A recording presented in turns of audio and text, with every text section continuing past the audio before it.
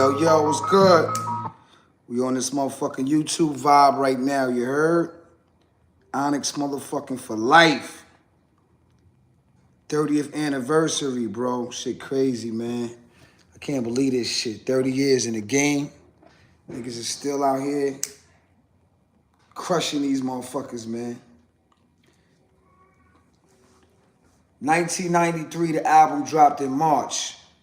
Back the Fuck Up, Onyx's first album.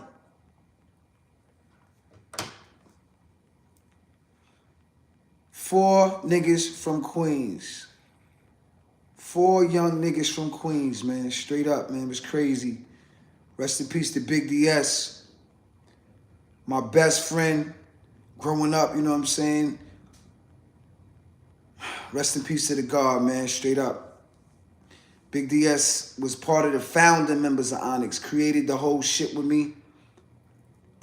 We was Onyx by Onyx. That was the first name. Only a few niggas know that shit. It was Onyx by Onyx. We had a whole different style. Me, Big DS, Son C. We had a whole different style. If niggas know what's up, you know we had a record called We Do It Like This. Right? We Do It Like This was on Profile Records 1991. And that was our first record deal. We had a single deal with Profile.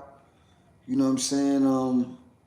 The whole style was different. We rhymed totally different. It don't even sound like the same group. You know what I'm saying? My man B-Wiz, he did the beat. B-Wiz, and we had a manager named Jeff Harris. Now, Jeff Harris was a wild dude, man. Jeff Harris was a talker. He was always gassing us, telling us, yo, y'all gonna go platinum. Y'all gonna have your own sneakers. Y'all gonna have your own clothing line. We didn't believe nothing he said. We thought he was just bullshitting.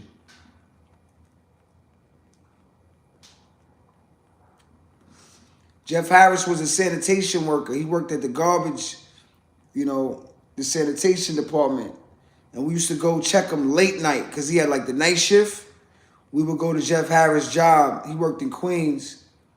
And we would go sit in this office he had, and he would just give us game, you know what I'm saying? Just talking about the industry. Jeff Harris was an old school nigga, old school hustler from Queens, Corona, Queens. And we met Jeff through B-Wiz, because he was managing B-Wiz. B-Wiz was the first nigga in the hood with an SB12. I'm not even talking about SB1200. This nigga had an SB12 beat machine. And he was like one of the first dudes in the hood with a beat machine. We would go to his crib. He went to John Adams. We all went to the same high school. And he was like one of those kids who just, the parents was doing good. He lived in the back streets, big house, nice house. Lawn was, his house was definitely nicer than my crib.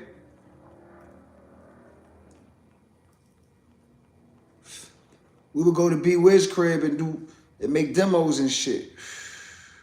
And B-Wiz Pops, that nigga hated us to be there. He didn't want us to be there. That nigga did not want Onyx to be up in his crib. But if your son is making beats for hip-hop artists, you're going to need rappers to rap on it. So even though as much as he didn't want us to be there, we needed to be there because his son was doing beats, and we was the guys that was rapping to that shit. We put an ill demo together. You know what I'm saying? Probably like about 10 records. We used to go to this studio called Calliope Studios in Manhattan. That was our first studio going in Manhattan. We was going to Calliope Studios with B-Wiz, Jeff Harris, Son C, his name was Suave at the time. He changed his name. And Big DS. That was Onyx.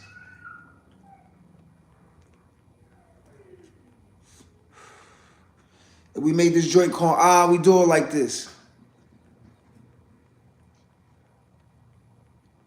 We made this joint called We Do It Like This. And it was like, the style was called the country style. You know what I'm saying? Because I used to go to Alabama every summer. I got mad family from Alabama. That's deep in the South in America, real deep in the South. I used to go there every summer and come back with a little accent, you know what I'm saying? Nigga walking barefooted, all that. Going to Alabama for 2 or 3 months in the summer, coming back country as a motherfucker. But that's why I learned how to fight, you know. Alabama made a nigga tough. The country niggas was trying to whoop my ass. But I wasn't having it, you know what I'm saying? They was like, yo, there go our cousin from New York. Had mad fights out there growing up. You know what I'm saying? That's where my father's from.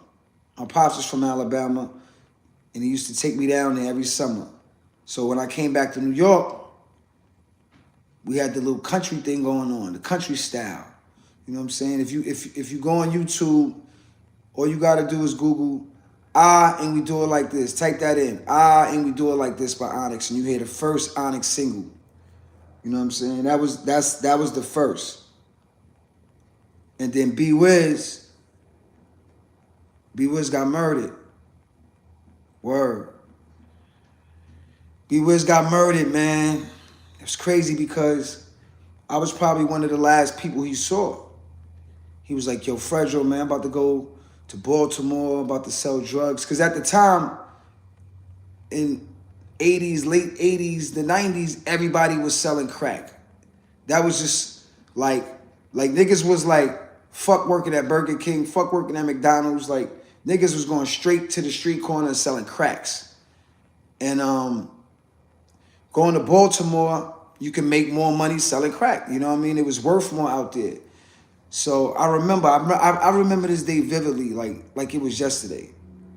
Nigga came on my block and nigga was like, yo, I'm going to Baltimore, man, get busy and shit. I was like, nah, man, don't do that shit, man. You crazy? We just met Jam Master Jay. My nigga, shit is about to pop off. Don't go. He's like, nah, man, I gotta go get this money. I already sold my beat machine. I sold the SB12 already, so I made my mind up. I'm leaving. That was the last time I seen B-Wiz alive.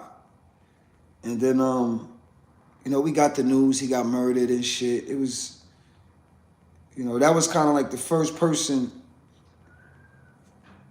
that I knew growing up as a kid to get murdered.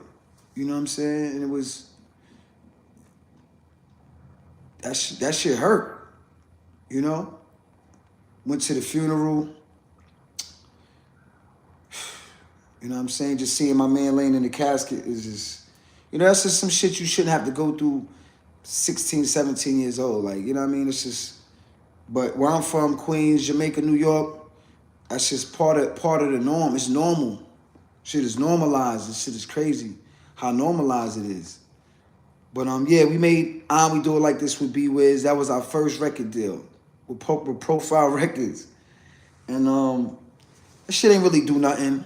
You know what I mean? Red Alert was playing the record, but he was playing an instrumental. Red Alert, the DJ on the radio, biggest DJ on the radio, was playing the instrumental, but he never played the lyrics. I would hear the beat come on, but never played the lyrics. That shit was, and then I saw Red Alert, cause we was club kids. We was going to clubs like Powerhouse, you know, Latin Quarters. We was there. So I saw Red Alert in front of the club at Powerhouse. It was at a Leaders of the New School. They had a show at the Powerhouse. It's called The Building, the Powerhouse. And I saw Red Alert. I came up to him. I approached him. I was like, yo, you playing this record by a group called Onyx, but you only playing an instrumental. Why you don't play the lyrics? He was like, yo, I like the beat. I just don't like the lyrics. I don't like the rhymes. And I was like, that shit was like, you might as well just shot me in my heart. You know what I'm saying? Man, that shit was depressing, but I ain't give up. I was like, fuck that, you know?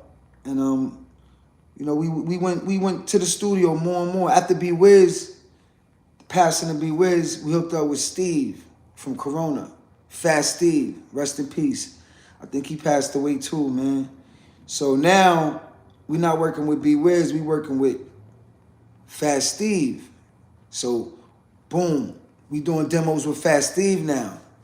So we bump into Jam Master Jay on a Humble from Run DMC, the biggest rap group in the world. We bump into Jam Master Jay, you know what I'm saying, at Jones Beach. They had a Freak Nick. A Freak Nick is like when all the colleges in the summertime, they go to Jones Beach. It was crazy. So it was time to leave.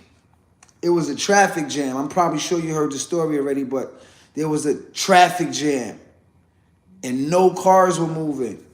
No cars moving. So we saw Jam Master Jay. We was like, yo, there go Jay.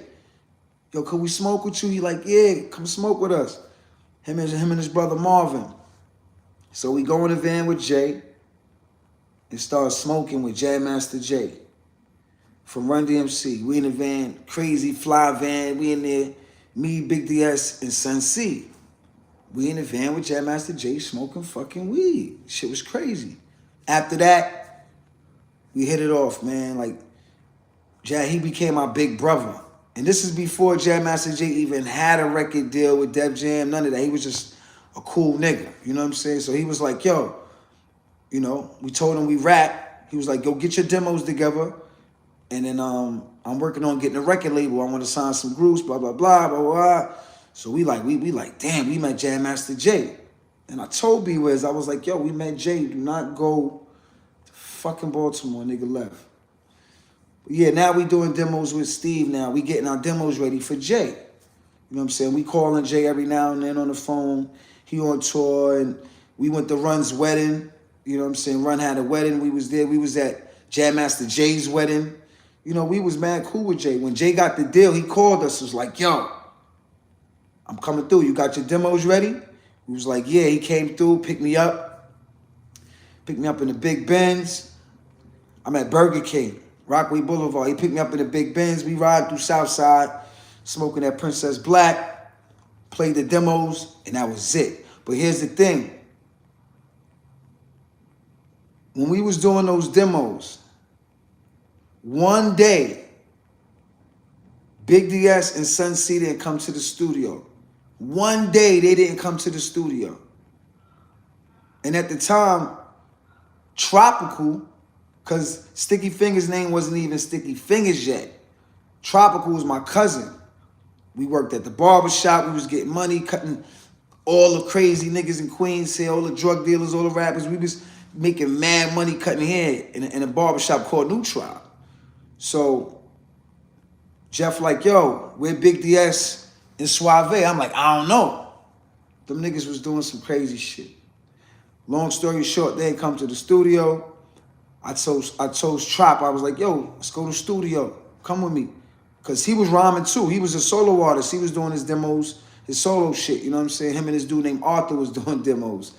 You know, Arthur from the barbershop. They was doing a little thing or whatever. But I was like, yo, come to the studio. You know, let's fuck around. Boom, boom. Pause. And went to the studio and we created this song called Stick and Move.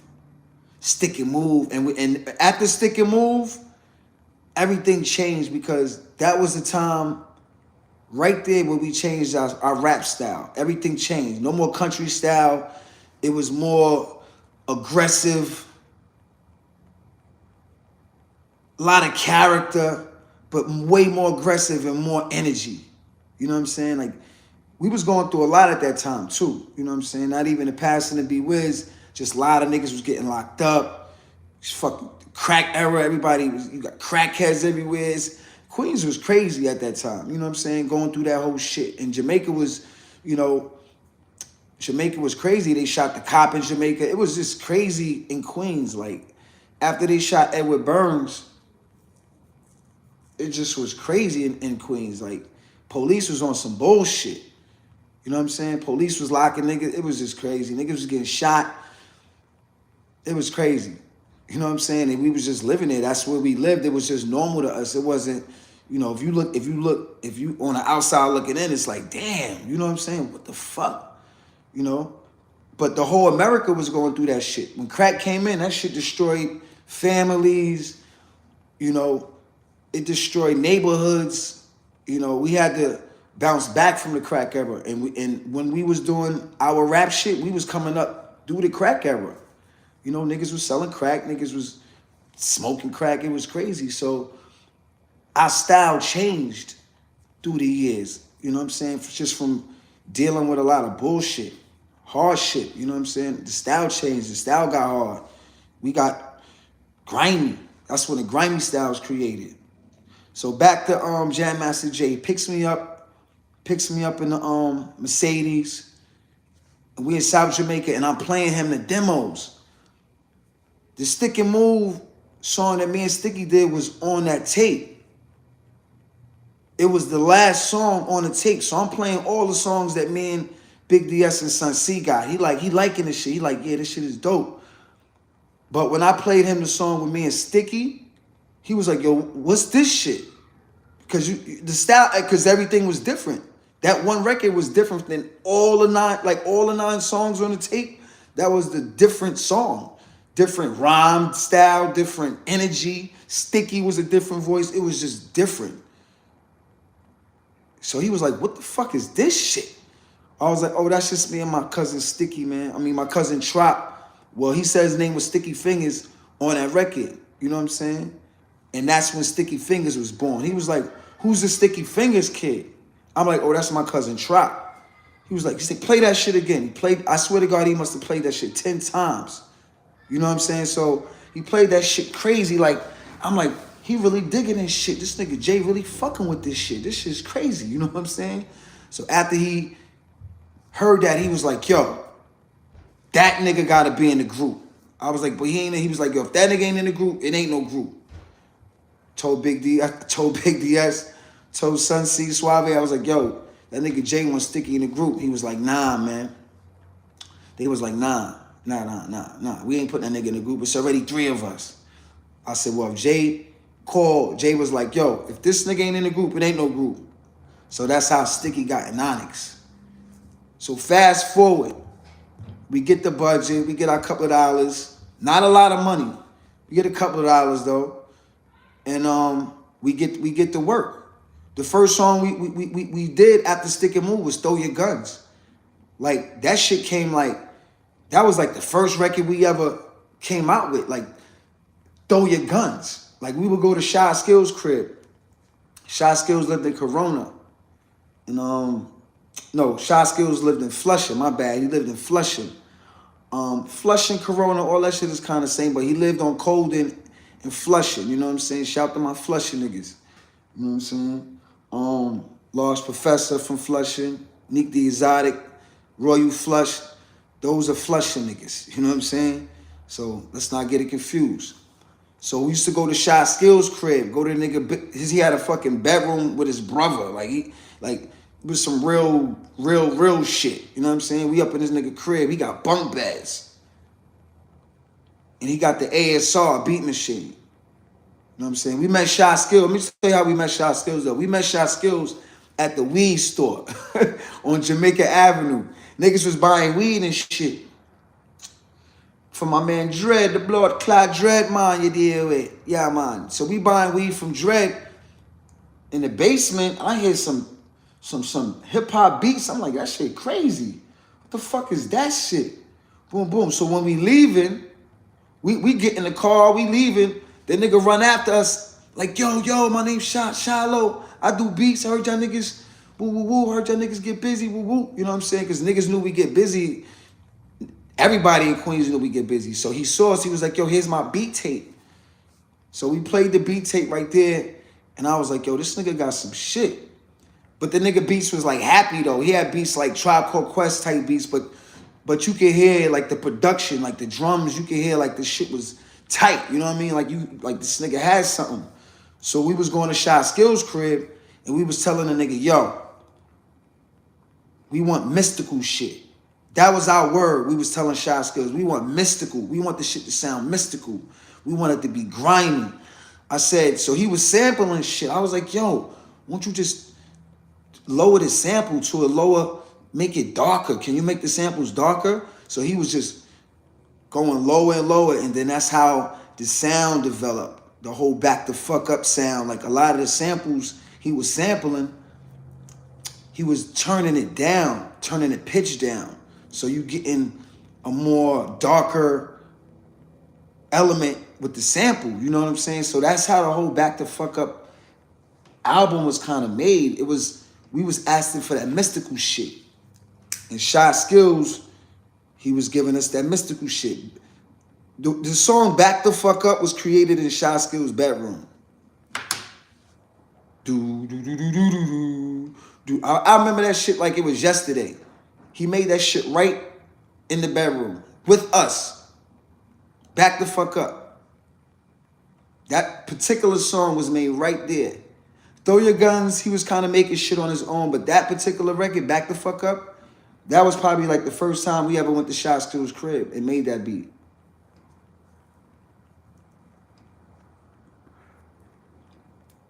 See, a lot of niggas don't know, even though it says produced by Shy Skills, we had a lot of input in everything.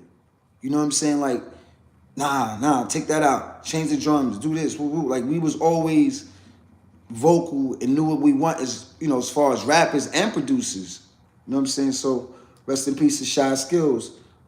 And we used to go to the studio called 1212. We would take the beats from Shy Skills' crib to a studio called 1212. It was this big-ass building in Jamaica, Queens. The whole building burned down by now, but it was a classic music building in Queens, and everybody know about 1212. Tribe Called Quest, EPMD, LL, whoever was from Queens, whoever was in the music business knew about 1212 off Jamaica Avenue, because it was one of them joints, like, mad studios in there, and that's where Jam Master Jay had his studio.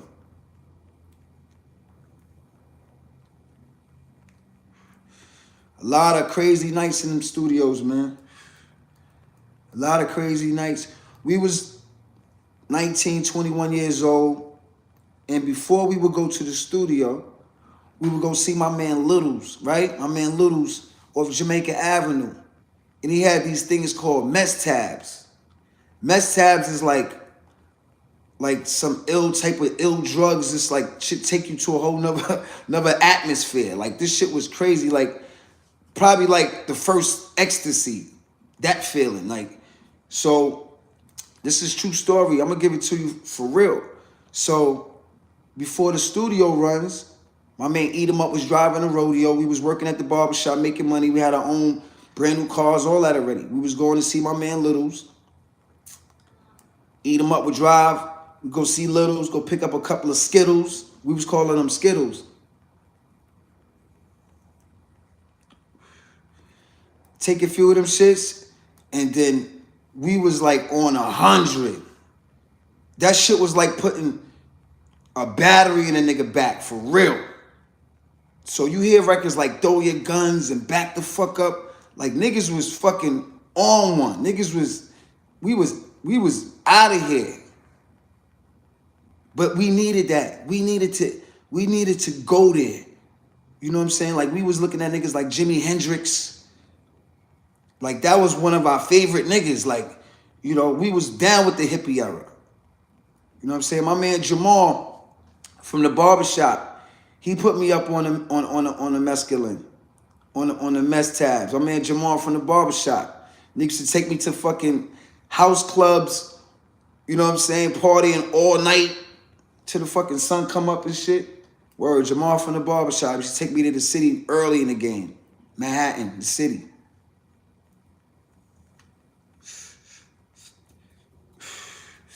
I started going to the city real early, when I was very early. My next door neighbor, Will, he was like my big brother. He used to take me to 40 Deuce, taking pictures and shit, you know, all that fly shit right on the Deuce. That was when I was like 16, 17.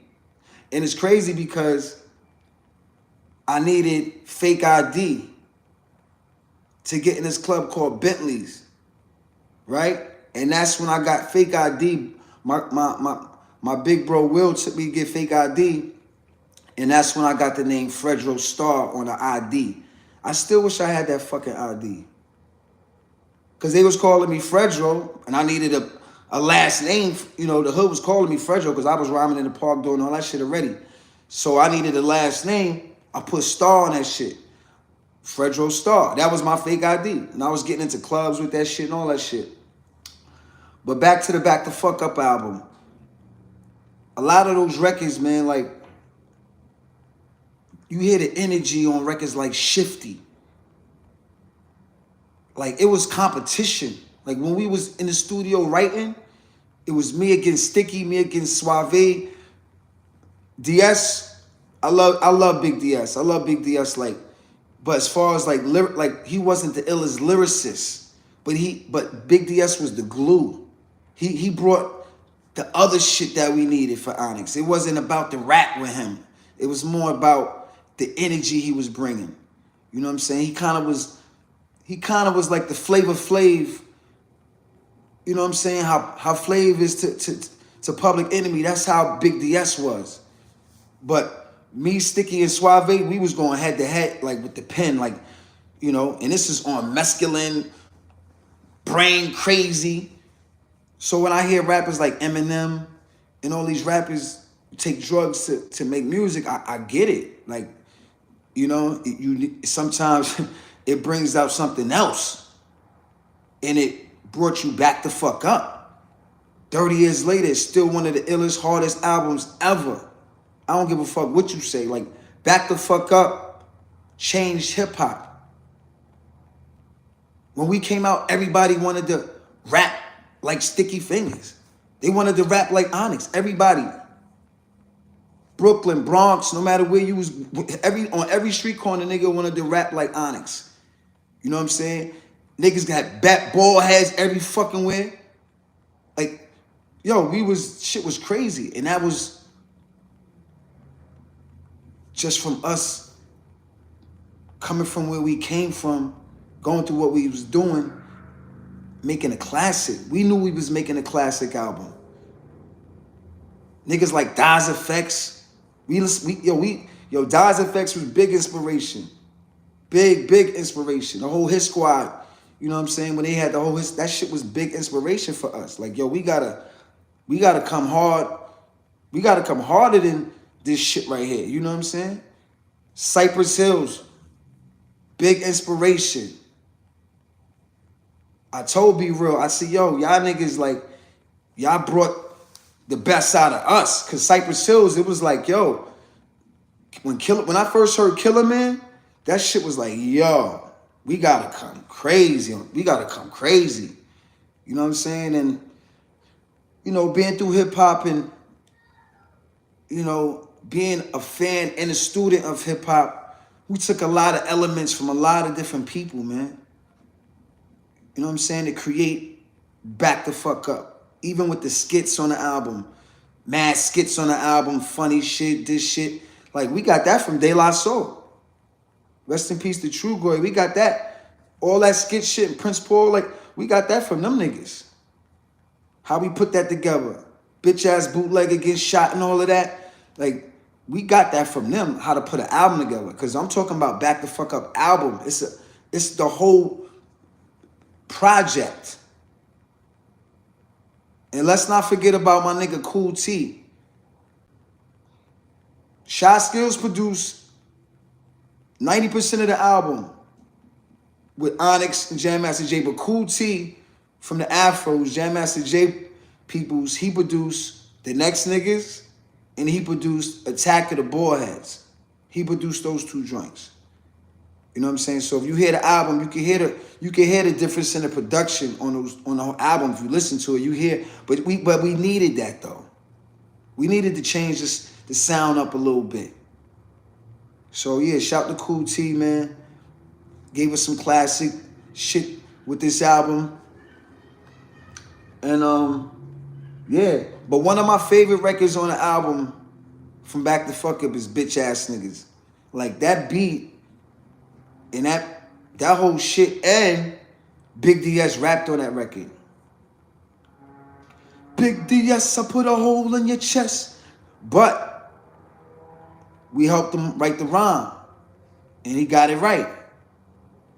Smack the taste out your motherfucking mouth. Big DS, I'll show you what it's all about. Like, he rocked it. You know what I'm saying? That was one One of the joints he rhymed on, Bitch Ass Niggas, that's one of my favorite joints on the Back the Fuck Up album. What the fuck is your favorite joint from the Back the Fuck Up album? Let me know.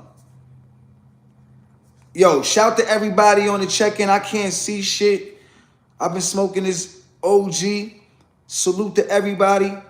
Love is love. We just doing this live. I'm just letting you know we about to start this tour Wednesday, March 29th in LA on the Back the Fuck Up tour, 30th anniversary. The first time in 20 years we touring in America. We've been tearing Europe up crazy, like Europe, Russia, all that shit. We've been going crazy over there, but this is in America, the Back the Fuck Up tour. So everybody, salute, man, on the check-in, you heard? And yeah, so this Back the Fuck Up album, which is all of the things going on at the time. Rodney King beaten. That was on the news. So when we writing the album, this is what we seeing on the news.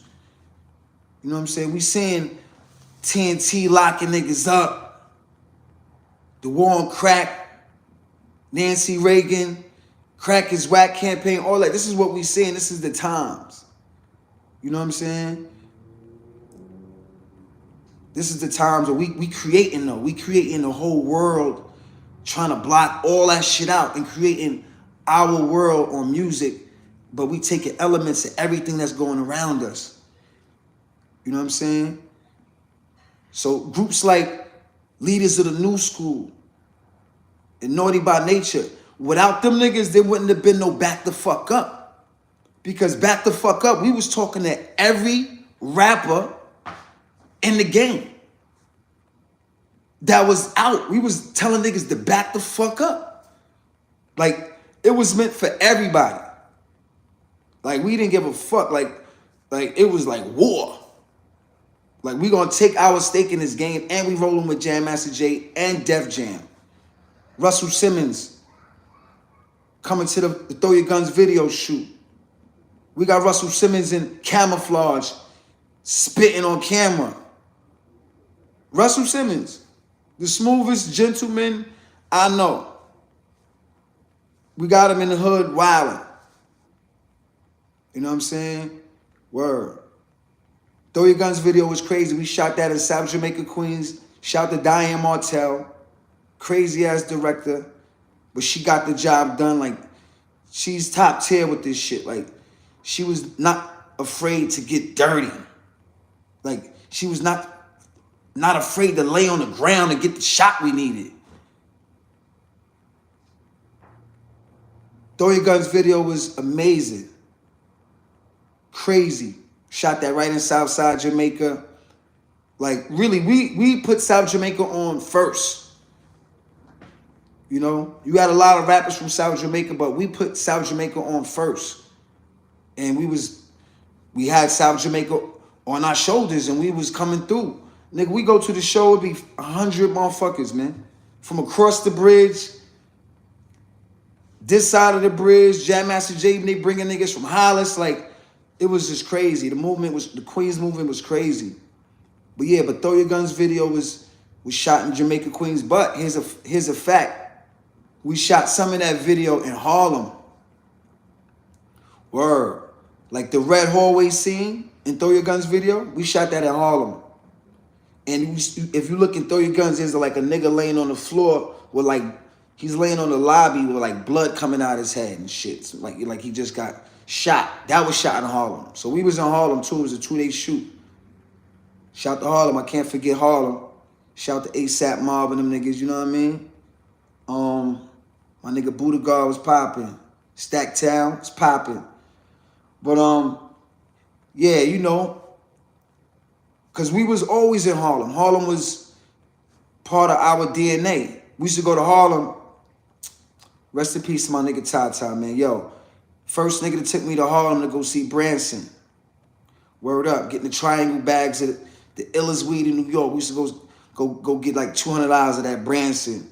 Bring that back to Queens and shit. But yeah, we shot some of the video in Harlem, but most of the shit we shot in Queens, South Road and all that. So, and Shout to my man Paris. He shot the Slam video. My man Paris, one of the illest directors too. In Slam video, yo, let me talk about Slam for a minute. Yo, it's crazy because there was almost no Slam record on that album. That album, we brought that album to Def Jam thinking that shit was finished. We had Throw Your Guns, Shifty, Nigga Bridge, we had all them joints, Fat, all that. We go to the office, we playing the album like, yeah, this is the shit, woo woo. And they feeling us, like Def Jam was feeling niggas, like niggas was loving Throw Your Guns. So we in the office and shit, cocky, you know. Mike Heiser was like, yo, you ain't got no radio records. Like what I'm gonna do? I can't push Throw Your Guns on the radio. Shifty is like, you know, it's not one of those choruses like that to, you know, it's not like radio. So he was like, yo, I think y'all should go back in the studio and make another record, make a radio record. So we like, fuck, we felt like we wasn't cocky anymore. We felt defeated. We're not defeated, but we felt challenged. We felt challenged. So this is how Slam was created. We just sitting at home watching MTV and we saw Smells Like Teen Spirit video, Nirvana. We like, yo, look at this shit. Look at the fuck these white boys doing. Look at this. Look how much fun these niggas having. Why should these niggas have all this fucking fun? I was like, yo, we was like, yo, let's bring this vibe into hip hop. And then we came up with Slam. It was the vibe first. Slam was, we thought of the concept before we thought of the chorus. Then once we had the concept, it was easy, not easy, but we just used our knowledge and we took records like Tramp, Tramp.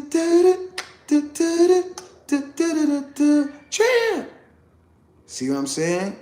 That's just, you just gotta have knowledge to know that. And it's almost like sampling. We kind of sampled their chorus and changed it to Slam. You see what I'm saying? But you gotta have knowledge of hip hop to create some shit like that. That's from being in the parks, you know, just seeing real DJs doing their thing. That's where that's from. And that's how Slam was created. We had the concept, and now we got a chorus melody, and then we put that shit together. Shy Skills came with the beat, which I didn't like. Shy Skills had that beat. I was like, I don't know if I even like that beat. That shit too happy. Niggas was like, that's what we need. We need some happy shit. So yeah, once he did that, it was over.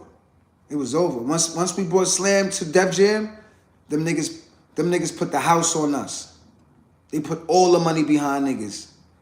Word up. Because that was the biggest record of the year. I don't give a fuck about nothing. I don't give a fuck what nobody say. 93, that was the biggest record of 93. Wu-Tang and them niggas came 93, but like later in the year. So they really was popping in 94. But 93 that was just an ill year. Because it was nobody out at that time. Cypress Hills was probably the last popping niggas before us. And I think Daz Effects was right before them niggas. And then I think Naughty by Nature was before all them niggas. But you know, when we came in, the lane was open. And we told niggas back the fuck up. And first year double platinum album. First year double platinum album, man.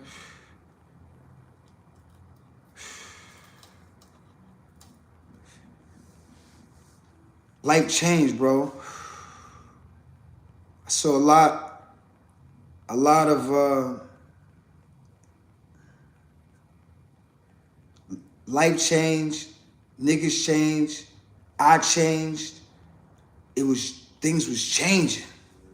For the better, though. And check this out.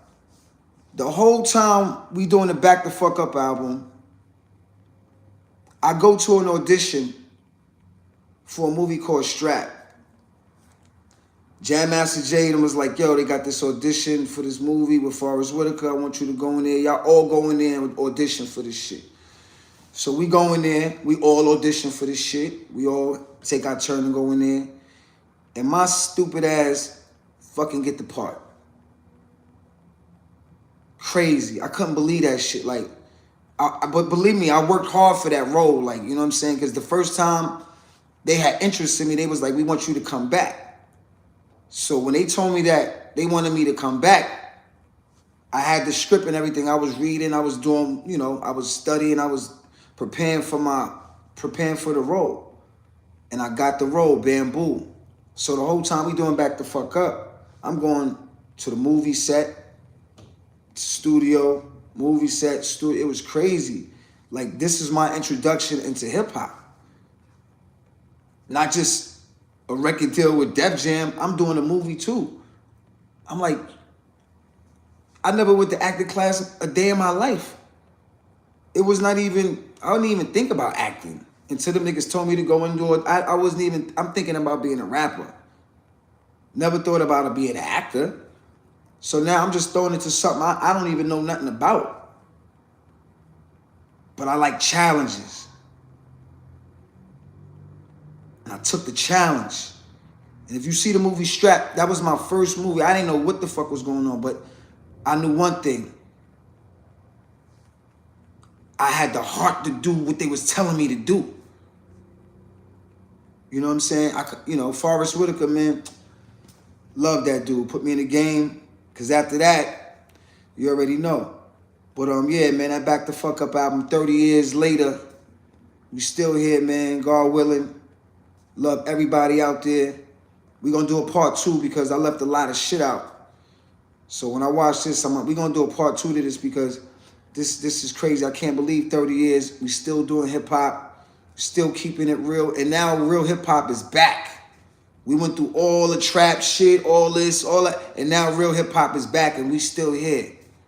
We lost a few soldiers, but we still here. Rest in peace to X1. Rest in peace to P.I.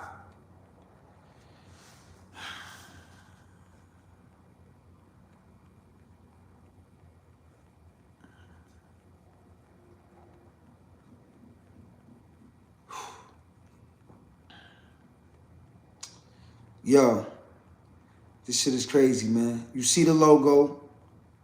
You see what it is. Yo, and we got the, hold up. We got the new Ewins. I want you to check these joints out. The new Ewins. Make sure you tap in. Aye. Yeah, these shits is crazy, bro. Word up. But yeah, man, make sure you tap in with us, man. We about to go on tour. Make sure you go on onyxhq.com. See the tour tickets worldwide. Tap in with us. Shout to Sticky Fingers, one of the best rappers ever. And shout to Good Friday Entertainment, Boston Rob. We out here, man. A whole 100 Mad crew. Back the fuck up, man. It's crazy. Peace. How you in this motherfucker? Okay.